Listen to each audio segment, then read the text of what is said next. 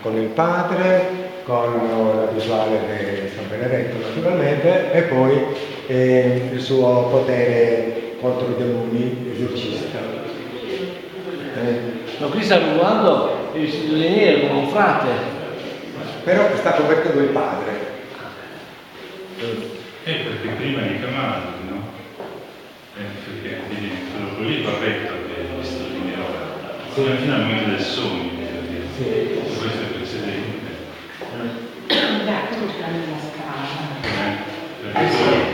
La visione.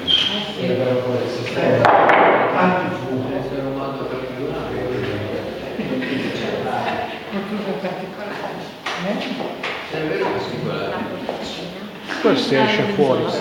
Sì, il convento, certo.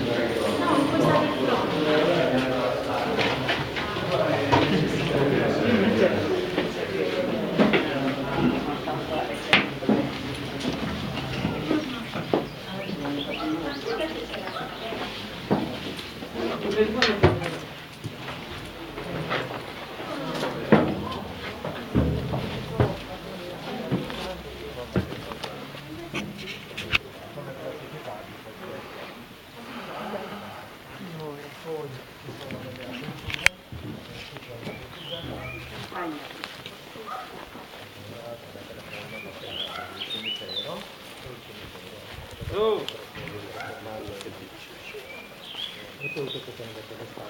Qui c'era il cimitero. Si seppelliva nelle aule capitolari. Sì.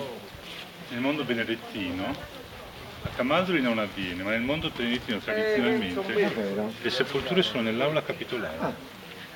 Per cui può essere, avrebbe una logica.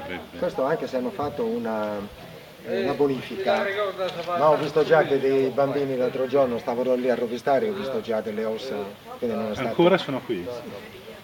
Alcuni penso sì, piccolini.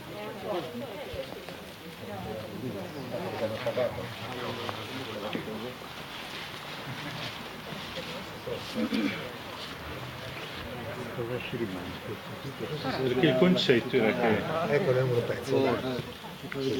si continuava a riunire tutta la comunità. Osta? Di questo padre? No. Ah, un osso, sì.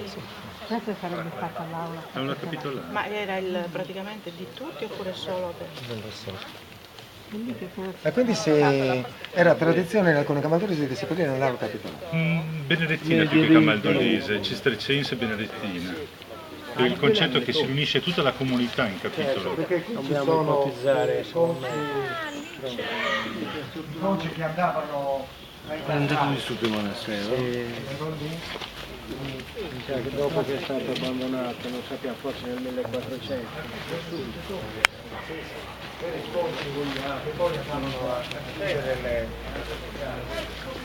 Ah sì, quella copertura le coperture che andavano a coincidere con questa. Quindi doveva essere scoperto però, se c'erano queste chiese sopra. No, Che pensi che sia stato proprio sotto il pavimento? Non lo so. Di questa No, possibile io aula capitolare. l'ho interpretata dopo.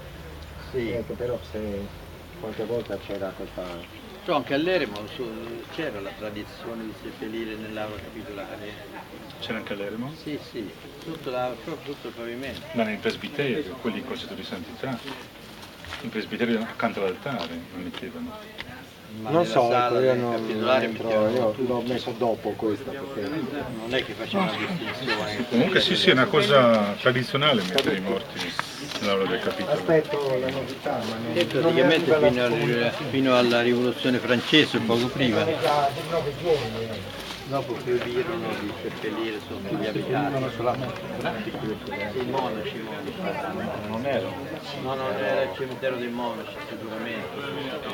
Io suppongo che suppongo, mi diceva che prima Sì, c'era il cimitero qua, ma non ho mai capito se intendeva il cimitero anche per il civile oppure solo Perché questo è dentro, vede, dentro la costruzione comunque.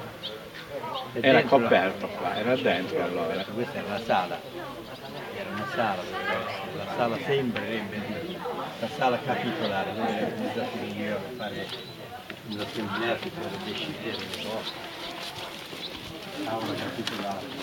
C'era un certo uso da noi seppellire sotto il pavimento dell'aula capitolare.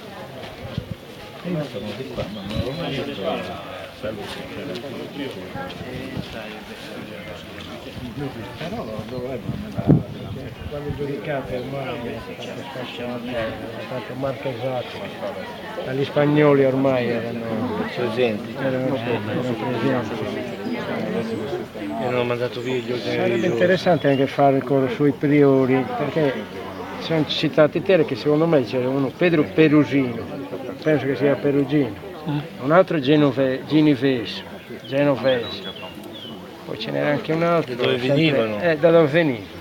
Sicuramente, probabile. Beh, ma ci saranno stati anche dei priori sardi, immagino. Probabilmente, e poi anche spagnoli sicuramente, gli aragonesi quando hanno messo i loro uomini, diciamo, ai posti di comando, anche perché il priore aveva un posto nello stamento, lo stamento era il Parlamento degli spagnoli e il priore di Bonarca aveva un posto con gli altri vescovi, c'erano tutti i vescovi, era stamento religioso veniva chiamato, e il priore di Bonarca aveva un posto, questo fino al 1500, quindi l'importanza c'è.